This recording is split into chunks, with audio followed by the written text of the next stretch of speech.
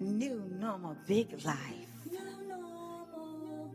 Masculinity is trashed. Men are cracking. For a decade, the world slammed grit, strength, boys being boys, calling it toxic rot.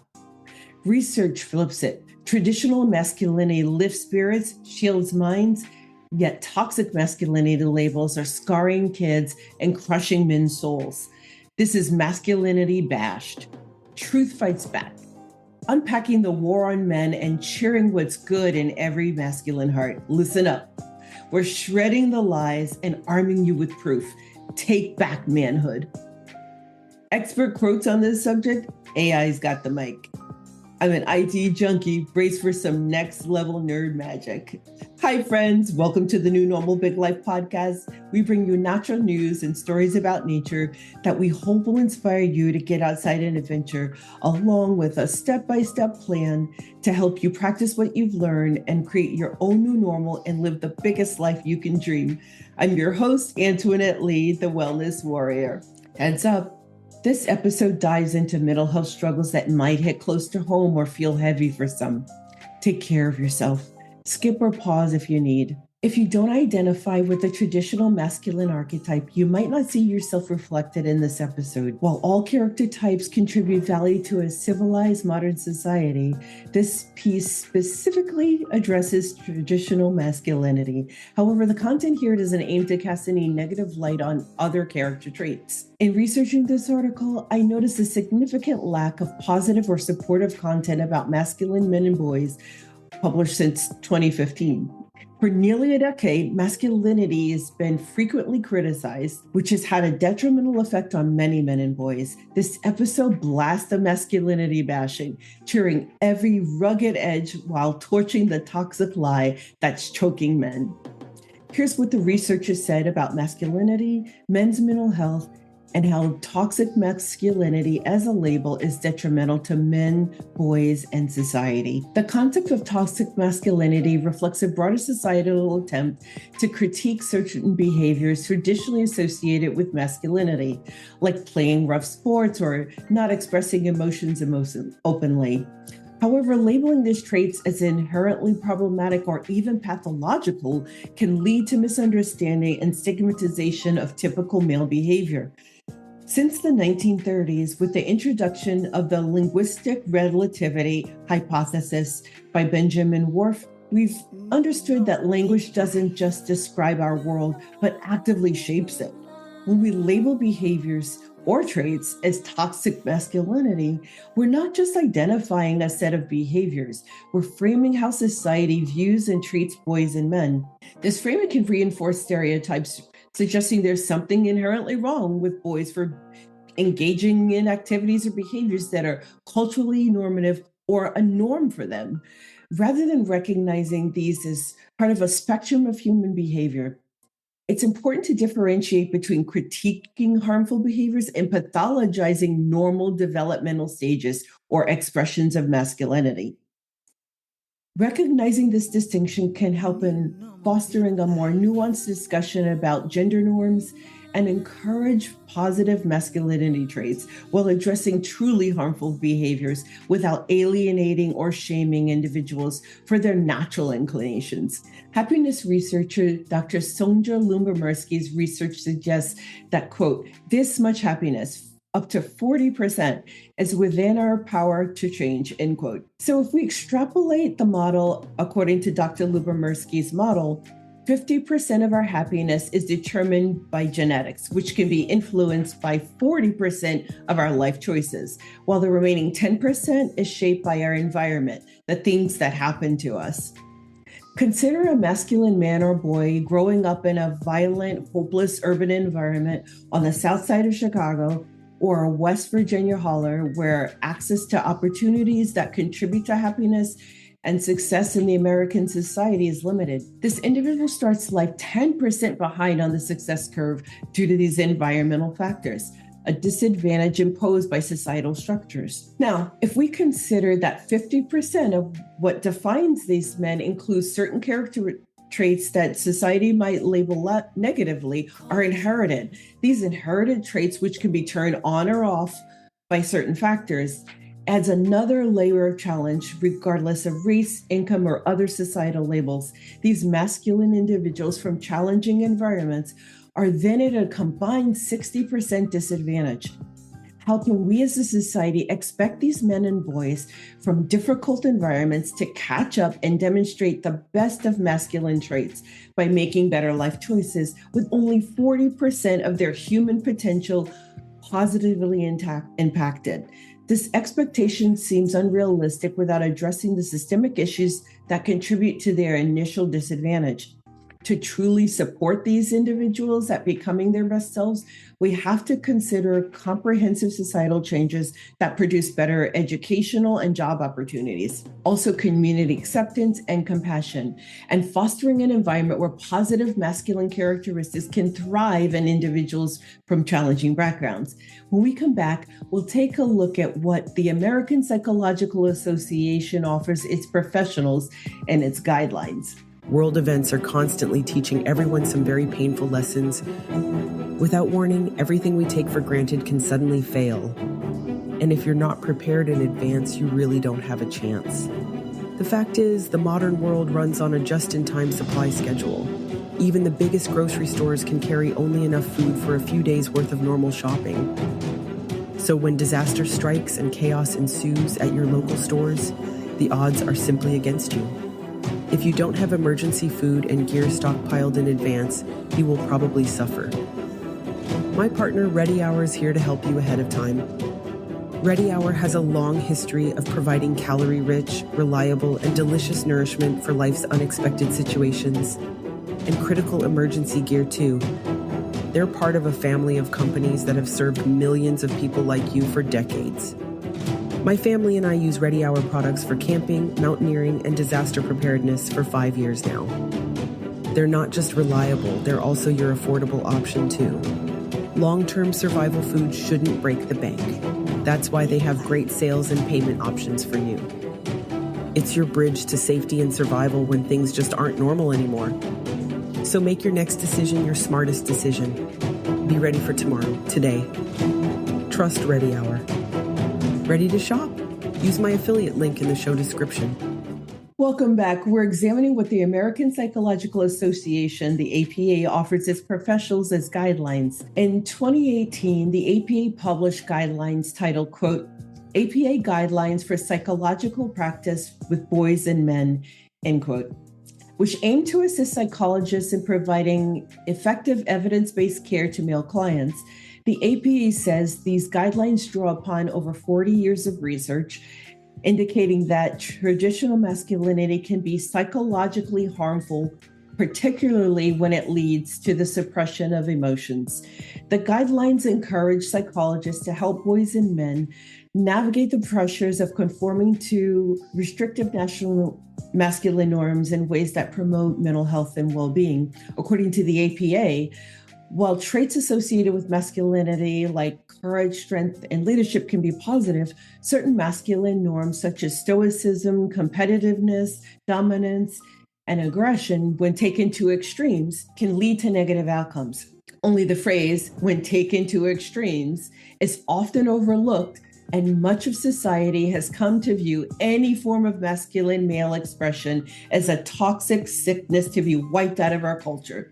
These masculine norms the APA discussed include a reluctance to seek help for mental health issues, higher rates of violence, substance abuse, and suicide among men. The guidelines stress the importance of psychologists recognizing their own biases, promoting healthy relationships, and encouraging men and boys to express a broader range of emotions. But the guidelines have spoke considerable discussion, with some praising the APA for addressing an overlooked area, while others criticize it for potentially pathologizing masculinity. This reflects a broader societal conversation on how to approach masculinity in a way that supports mental health without reinforcing negative stereotypes.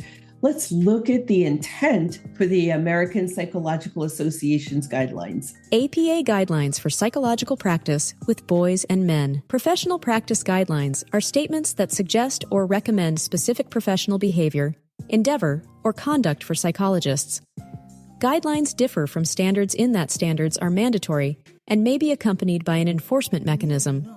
Thus, guidelines are aspirational in intent, and they are intended to facilitate the continued systematic development of the profession to help assure a high level of professional practice by psychologists.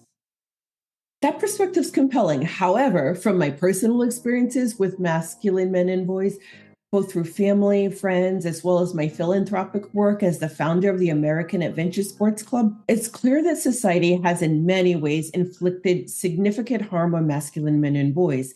This harm is not just incidental, but seems to be perpetuated by influential institutions like the APA, media outlets, government policies, psychologists, and educational systems. These entities have influenced public perception and behavior, encouraging a broader societal conformity to narratives that might not fully appreciate or understand the value of traditional masculinity. Rather than offering support to masculine men and boys who might be struggling with issues related to negative behaviors, these guidelines have, in some interpretations, including my own, pathologized all masculine men and boys.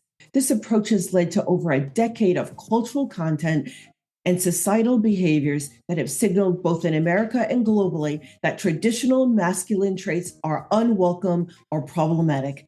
This widespread messaging has potentially alienated men and boys, making them feel marginalized within their own societies.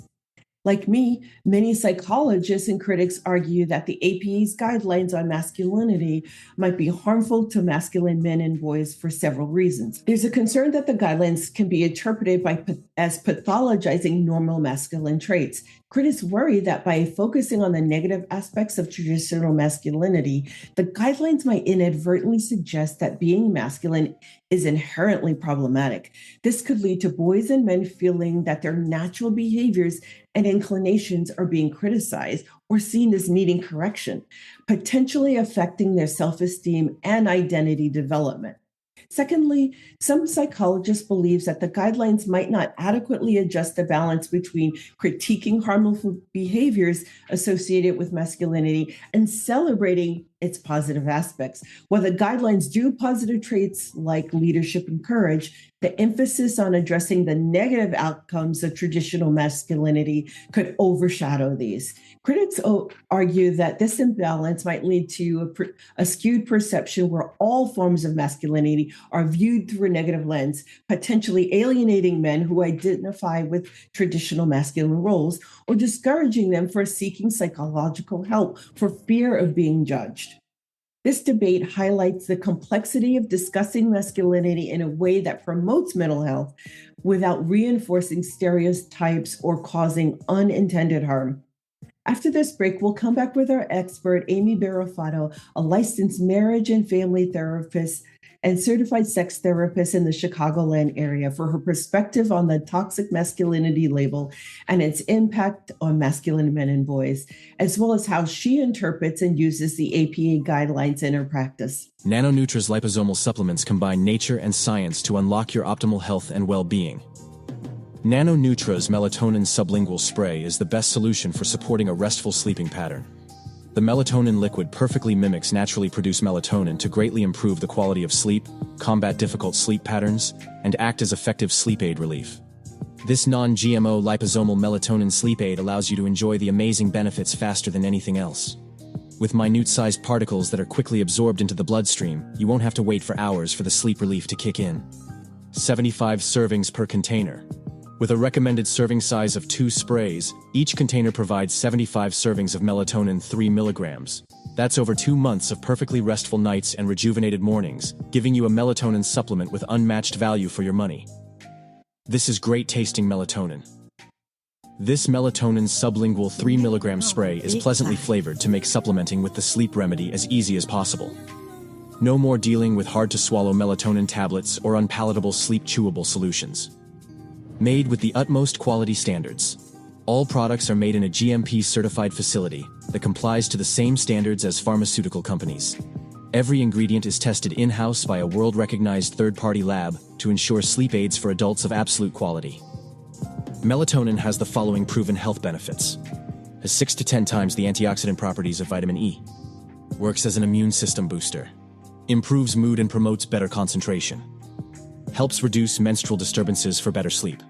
Stop feeling sleep deprived and get your best rest tonight with nano-neutral liposomal melatonin spray at the Health Ranger store using my affiliate link in the show description. Our guest in the New Normal Big Life podcast today is Amy Barofado, LMFT, CFT, licensed marriage and family therapist, and certified sex therapist. Hi, Amy. Welcome to the show. Tell us a little bit about your practice and therapy experiences with supporting masculine men and boys in treatment. Hi, Antoinette. Thanks for having me. Glad to be here. Good to talk with you. Thank you for that. Yes, I'm a therapist in private practice in Chicago. I have been doing clinical work with adults, couples, and families for about 18 years now. And I am currently in just making the move into solo private practice on my own. To see, I mostly work with adult individuals and couples working on a variety of relationship issues, individual mental health, emotional well-being, treating depression, anxiety, stress management, and then relationally communication, conflict resolution, emotion regulation, emotional and physical connection with the people in your life. It's hard not to address like family of origin work and your background, because where we come from is, obviously impacts who we are and how we are the way we are. And I really love the work that I do. Or my initial thought is about that gender stereotypes are really harmful, like a huge, broad gender stereotype for men or women, but I think particularly for men is harmful and not helpful. So? I'm sure you'll get into this later, but why so? Well, I think, if you're operating out of a judgment or an assumption of maybe how someone is based on what they look like or how they talk or how quiet they are or how physically strong they appear, it's just, we can easily make assumptions of what that means when it's not necessarily true. And so, we're human beings. We kind of do that naturally, but I'll notice that with a client that I'm meeting for the first time, I might, maybe have a thought of what I kind of expect this to be like. And I'm constantly surprised by like that's not how I thought this would go. And this is like so much more open and vulnerable than I originally thought was possible, which is great. That's interesting. Do you have much opportunity to use the APA guidelines for psychological practice with boys and men in your practice? If so, how do you use it? If not, why? I appreciate what they're trying to do, I think, is to combat the gendered stereotype of traditional masculinity or whatever's maybe, again, stereotypically harmful about it. But that is not, in my opinion, that's not masculinity.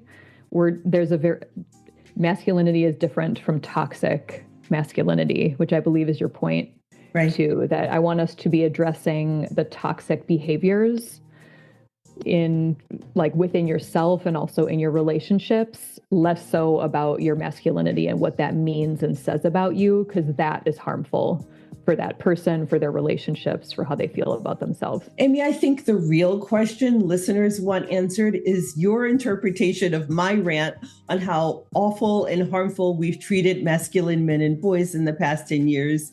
So what are your thoughts? I have a few thoughts.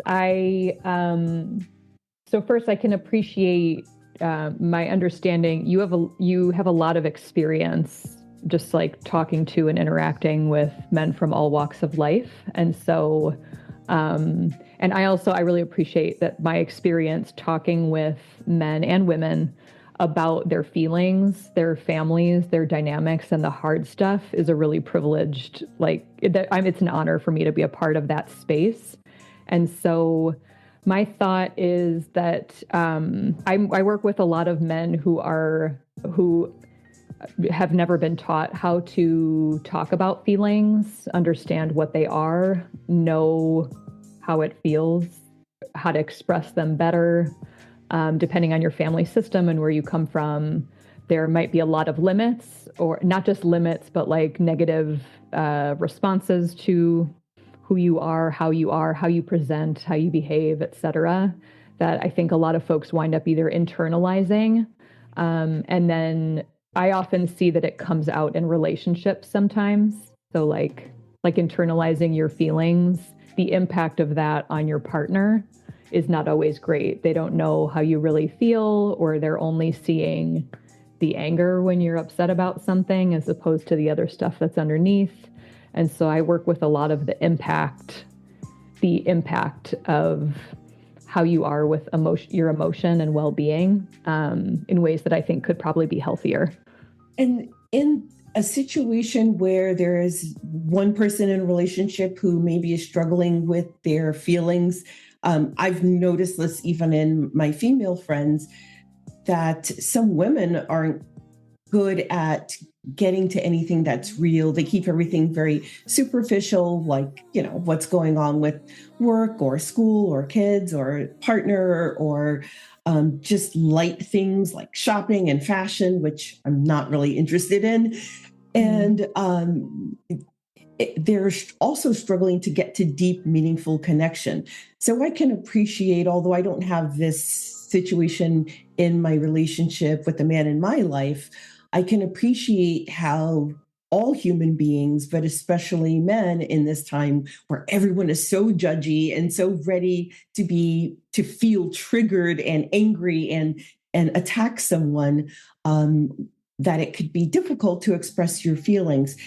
Could you give us one strategy we could use, or something we could say at home if we're dealing with a friend or partner who maybe isn't ready to open up to us, and we're really feeling like, I really need you to talk to me so I understand what's happening in our dynamic? What's one thing that we could do? That's a great question. Two thoughts pop up for me. One is the more neutral and open your response is to whatever, like instead of being reactive to like, why don't you ever talk to me? That's not going to help someone talk to you. So if you can just say like, oh, okay. And then asking a question that's more of a vertical question, which is a little bit deeper, like the why or the how, or like, tell me, like, wait, what do you mean by that? Can you tell me a little more about, like, how do you mean? Or why, what makes you think that? As opposed to just, what did you say? It's just, there's a little bit more depth to it, and if I'm being neutral and I just want to hear what you have to say, it makes it feel safe or safer.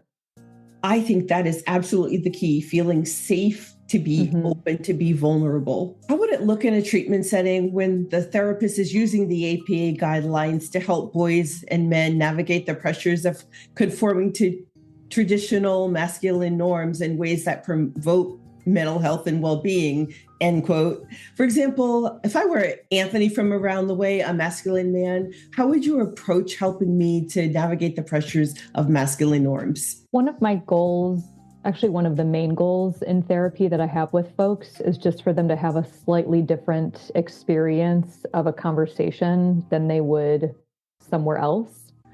So for instance, if someone is new to therapy and has never been, I'll ask a little bit about how they feel about being here, because there's usually maybe some nerves, or maybe fear of being judged, or this is kind of uncomfortable, or like, we're ready to go. I've just never done this before, don't know what to expect. And so my approach, again, it's pretty neutral, and like in teaching that, talking about your life, your feelings, your partner, your family, and what that's like for you is actually not so bad, and it's safe, and we can do that. And I think that, and then when we walk the walk a little bit in other sessions, there might be a little bit more, something more open. Like my hope is that I'm teaching or modeling that vulnerable expression of feelings is a good thing, and it's healthy, and it's okay. I love that. That's awesome. Assistant professor of marketing at New York University Stern School of Business, Adam Alter confirmed what I heard from kids at a venture camp. In his book, Drunk Tank Pink and Other Unexpected Forces That Shape How We Think, Feel, and Behave, Alter's book and research focused on the sometimes surprising effects of subtle environmental cues on human cognition or human understanding and behavior. Hi, I'm the AI representation of author and researcher Adam Alter. Researchers began to study the cognitive effects of labeling in the 1930s when linguist Benjamin Horff proposed the linguistic relativity hypothesis. According to his hypothesis, the words we use to describe what we see aren't just idle placeholders, they determine what we see. The long-term consequences of labeling a child smart or slow are profound. Labeling isn't always a cause for concern. It can sometimes be beneficial. It would be impossible to catalog the information we process during our lives without the aid of labels like friendly, scary, tasty, and harmful, for example. However, it's important to recognize that the people we label as black, white, rich, poor, smart, and simple seem blacker, whiter, richer, poorer, smarter, and simpler merely because we've labeled them so. In light of Adam Alter's insights into the power of labels to shape perception and behavior, it's crucial to consider how these concepts apply to broader societal issues, such as the discussion on masculinity. Labels like toxic masculinity can have profound effects on how we view and treat men and boys. Just as Alter describes how labels can amplify certain characteristics, the term toxic masculinity might inadvertently reinforce negative stereotypes, potentially overshadowing the positive aspects of masculinity. This brings us back to our guest, Amy. What are your thoughts on Adam Alter's warning to carefully apply labels because they might influence personal development and societal expectations of men and boys? And how can an adult patient or the parent of a boy judge when a therapist might have a bias against masculine men and boys? How would that look in treatment? How can a patient recognize bias in therapy? And what should they do about it? Should they talk about it with their therapist? If so, how can they tactfully bring it up? Or should they just find a different therapist? Because what I'm hearing from masculine men and boys is they would never talk to a therapist these days because they believe they'll be told there's something wrong with being masculine. Oh, that's an important question. I think there's a few layers there. So depending on the, once you have a bit of rapport in the room, in session, like if I say something and it maybe doesn't land well with someone, if they're able to come and tell me that like, hey, when you used that word or like there was a way that you said that didn't sit right, which is a very vulnerable thing to do, by the way, to come back and say, hey, I didn't like, what did you mean by that? And I may have had no idea that there was like a bit of a misstep there. Then we can talk openly about maybe repair the trust if there was a bit of a fracture there. And also it would be an opportunity for me to learn a little bit of the history, maybe how that would open me up to ask like, oh, have other people maybe made judgments of you or maybe used language like that wasn't helpful? Tell me more. What was that like in your family?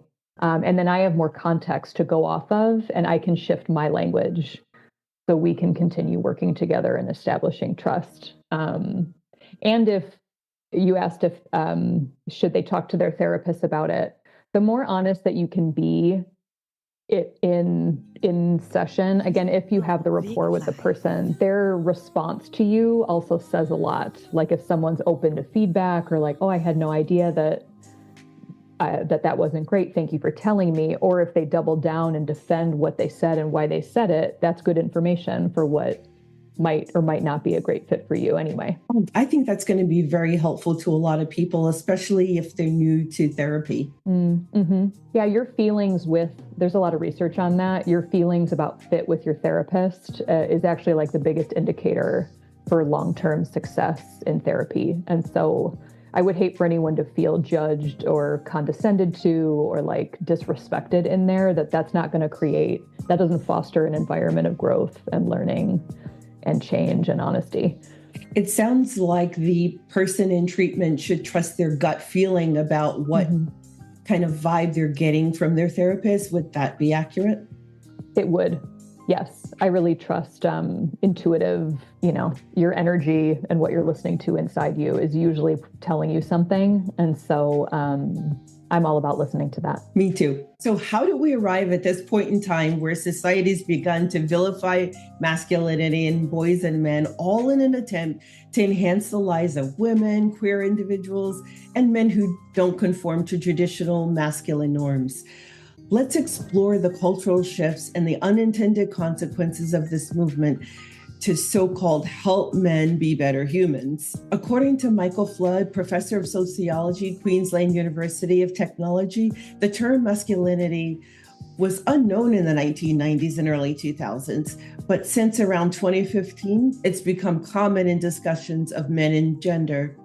What's interesting is my research shows that most recent article that I could find in support of masculine men and boys was written in 2015. The origins of toxic masculinity are interesting. The mythopoetic men's movement, yes, you heard that right, mythopoetic men's movement was a significant cultural phenomenon in the United States from early 1980s through the 1990s, focusing on redefining masculinity through a blend of mythology, psychology, and spirituality. This movement, spearheaded by figures like a man named Shepherd Bliss, aimed to redefine masculinity by distinguishing between deep or real masculinity and its toxic counterpart. Toxic masculinity was described as a set of norms that include aggression, dominance, and emotional repression, which are harmful to men and those around them, according to Shepherd Bliss. Over time, the phrase was used to address societal issues like violence, sexism, and emotional disconnect. It's done often at the expense of recognizing the positive and encouraging aspects of masculinity. As a biological woman, meaning I was born a woman, I can only share my perspective, and there might be a bias in my masculine characteristic preferences. A man who exhibits strong protective energy can be very appealing to me as a friend or partner. I lift 100 pounds without help on my rural property all the time. I'm self-reliant, and I fought off an attacker with my own two hands. So a partner who is physically, mentally, and emotionally stronger than me, that's very appealing, and it's what I'm attracted to. This preference stems from a deep sense of comfort that knowing in a world that can feel dangerous and overwhelming, I have someone who can stand by my side literally and figuratively. For instance, when I'm on a backcountry adventure, whitewater kayaking, or ice fishing, if I were to find myself in a situation where I couldn't protect myself or save myself or from falling through the ice, for example, it's comforting to know that my partner would be there, capable and ready to help me. My father was a masculine man, happily married with my mother for 54 years, my guy Matthew, and all my closest ride or die friends are all masculine men. These men in my life display a full spectrum of human emotions. They're always there when you need them, providing emotional support, assistance, and protection.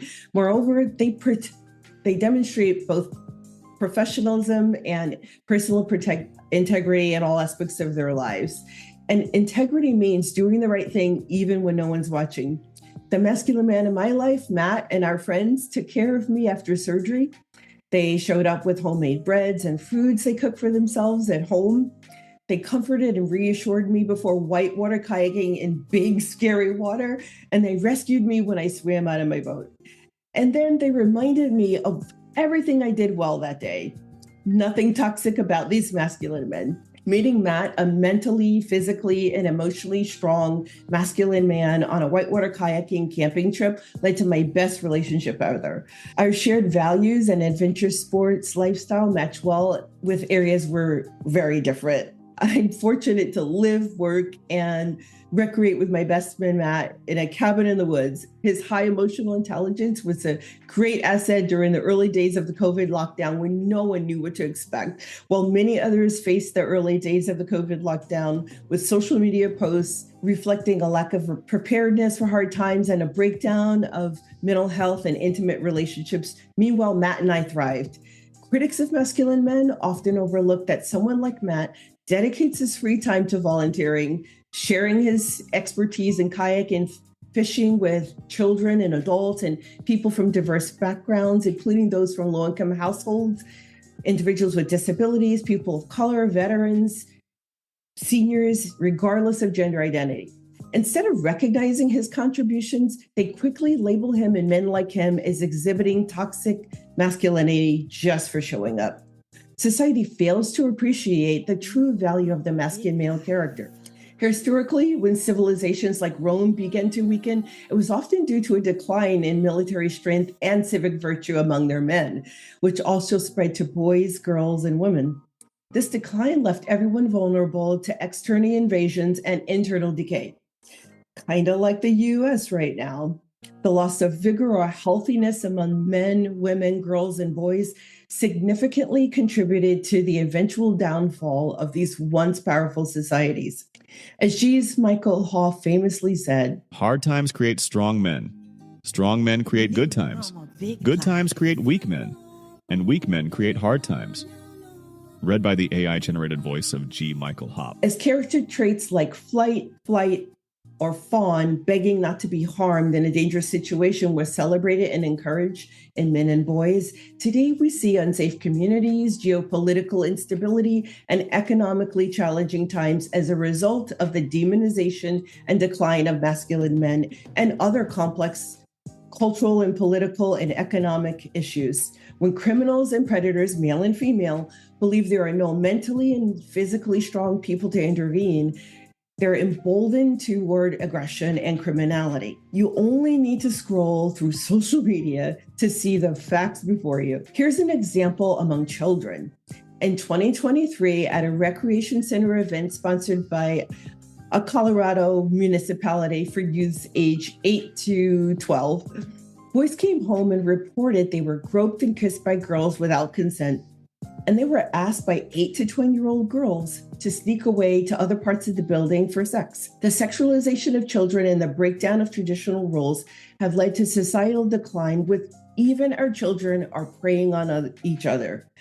Just like in the final days of Rome and other great cultures, men and boys aren't the only predators. They're not the only people capable of violence and criminal behavior, and they're not the only people who don't want to talk about their feelings either.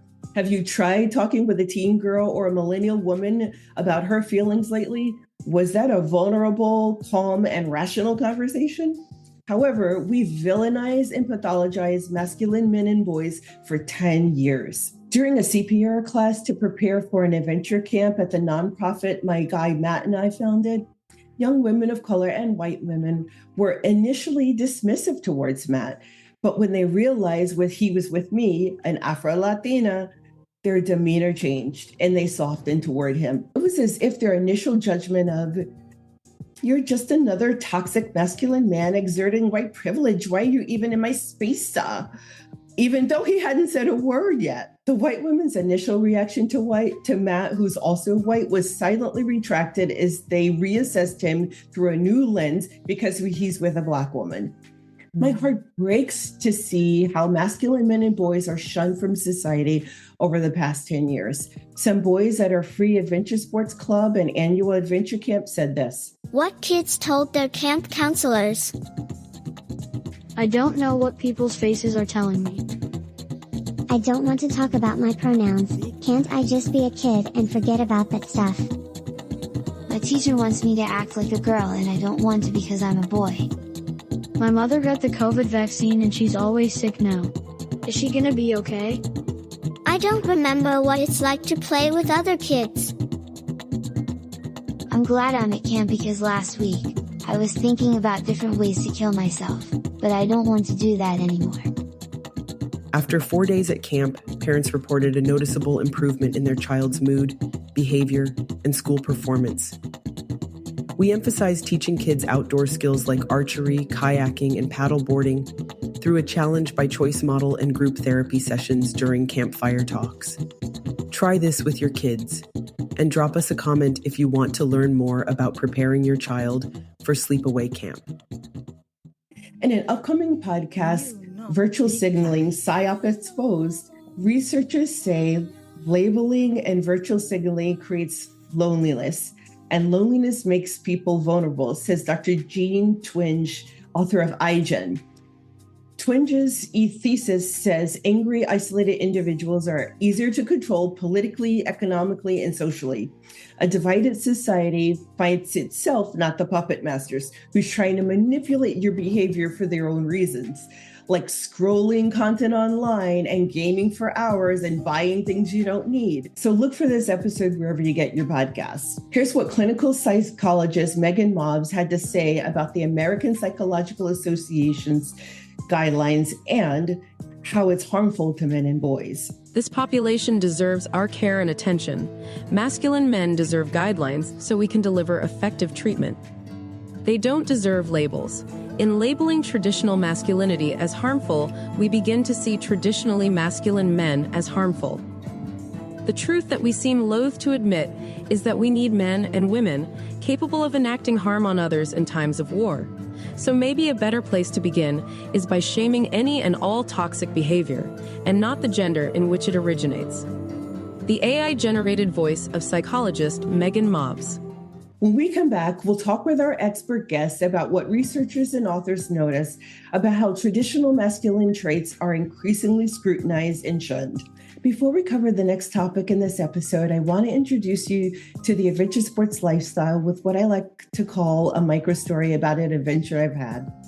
The adventure sports lifestyle and my deep connection to nature is essential to my good health. So here's the story. On a rafting trip with friends on the Frank River of No Return in Salmon, Idaho, on a small beach in a stretch of wilderness so remote, an EMS rescue is dangerous and might not be attempted. Lying in my tent and nearly drifting off to sleep, I suddenly couldn't breathe. Knowing there was no chance of help coming, I focused on deep breathing, deeply taking air through my nose and exhaling fully through my nose again to calm myself. The river was deafening, and I could feel it metaphorically pulling me into its cold waters.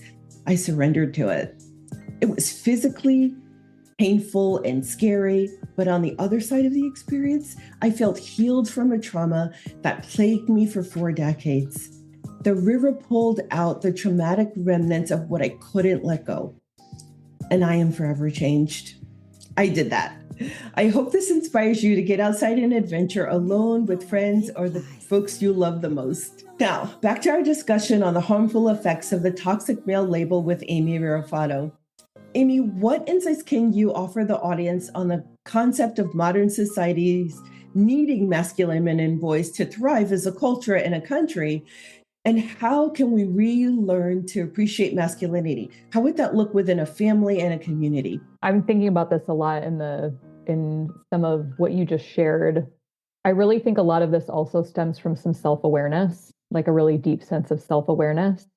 Because like I said, in your relationships, again, with partner, friends, colleagues, family members, how you speak to them, the kinds of actions you take, how you are behaviorally, how you communicate your feelings or don't, does impact how they feel, So being aware of the fact that even if I'm someone who is not as forthright about my feelings and I tend to be more quiet, I just want to be able to acknowledge with empathy, stepping outside of myself, how that might be for someone else.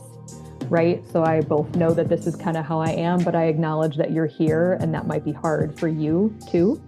And so I think some of the limits in some of those more toxic behaviors are a lack of self-awareness and a lack of empathy, and sometimes a lack of willingness to do it differently too, like a real stubbornness about it that doesn't feel very good in a relationship when we're trying to work on things together, It seems like if I put myself in the man's position, it often seems like in a man's mind, he might have a preconception of what it means to be a man and could be thinking that if I am behaving in a way that's different from how my partner wants me to be, it's because, especially if the partner's a woman, she doesn't understand me because she's not a woman. And so I wonder if it might be helpful, because I've had this conversation with my partner, Matt. It might be helpful to talk about what it means to be a woman for me and what it means to be a man for him. Those questions or conversations came up because we spend a lot of time together recreating. So there are no screens, no TV. And if you're tired of reading a book, you actually talk to each other. Mm-hmm. So we have had conversations about what does it mean to be a man? What does it mean to be a woman? And my recommendations is that you don't have that conversation with someone when you want something from them. So if you want your husband, for example, to talk to you, you don't bring up, well, what does it mean to be a man? And then open up to me and tell me how you feel, because it could feel like you're baiting him into conflict. So can you talk about some ways that when you're not having a conflict, or when you're not actively trying to get someone to talk to you, what could you say to them to kind of draw them out, to let them know that it's a safe space, to let them know that no matter what they tell you, you're still going to love them, you're still going to respect them, and you're creating a safe environment within your relationship? How would that look in practice? Yeah, I like that question too, because you're guiding. I think it's really important to speak for yourself about your own experience of being a man, what the masculinity, where you are on the spectrum of that, maybe limits of what that's like, or what it's been like to be a man. Same for a woman, what it's like to be a woman, etc. So you can understand each other's unique personal experience in those bodies with that gender that you identify with, as opposed to what you're thinking stereotypically, which again, we fall into that, but there's lots of potential to learn and grow better, which I think can then open up more possibility for some empathy between you. Something I've learned, Brene Brown talks about this in her work. She talks a lot about empathy. The root of empathy is actually not just your ability to understand where someone else is coming from. It actually has everything to do with your own ability to sit with and understand your own feelings. And so if someone has a hard time doing that, or would rather not, or feelings aren't safe, or that's a weakness, or whatever that means to you, that's going to influence how you might be able to empathize with your partner who's telling you that they're struggling, or that they didn't like how you just said the thing that you just said. You know, like you're building a real confidence from the inside, but it's more emotionally whole because it's based in your own feelings, you know? Wow, that's really powerful, because it reminds me of situations where I've had to tell friends who are coming to me for relationship advice. And I've said to a few people who didn't like me that much afterward, but I believe in telling people the truth. And if I tell people the truth with compassion, and if they can't handle it, then I just stop telling you the truth. I'll just tell you what you want it. Well, it depends. I might stop being your friend after that. But if you're a good friend for a long time, and I know you're someone who can't handle the truth, that you're really just looking for an amen corner, like, yep, you're so right. I won't be your amen corner when I think you're wrong, but I'll just zip it. But sometimes I have to tell friends when they're asking my advice that the best advice I can give them is stop trying to fix your partner, because that's preventing you from looking at all of the things in your own behavior that's contributing to why the two of you are not getting along. Exactly, which is back to self-awareness, owning your part in an interaction with someone, which is also where learning how to express yourself can come in handy. We're all entitled to our feelings. We are not entitled to express them however we want to. Like, there are ways of communicating and expressing anger that are healthy, that also don't hurt people, that are also intense and like a really healthy, like big outlets, and also not harmful, not aggressive, not at anyone else's expense. And so I teach a lot of that in sessions as well, like expressing it in ways that people can hear.